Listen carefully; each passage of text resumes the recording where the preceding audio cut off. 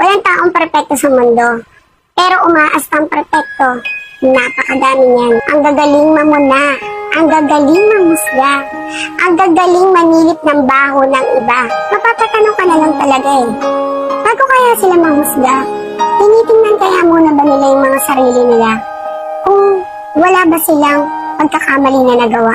Sisilip kaya nila ba yung kaloob-looban nila kung wala ba silang baho na tinatago sa mga sarili nila? Kasi diba kung umasta sila, parang kala mo perfectong nila lang. Grabe kung manglait at mangusga ng kapwa nila. Ang hilig manilip ng buhay ng iba. Apektado sa buhay ng iba na dapat sariling buhay nila ang inaatupag nila. Sabagay, ano pa nga ba magagawa natin? Nandito tayo sa mundo na mapangusga. Kaya dapat pag-aralan mo at matutunan mo mawalan ng pake at hindi dumedepende sa sinasabi ng iba. Dahil pag nagpa-apekto ka, talo ka.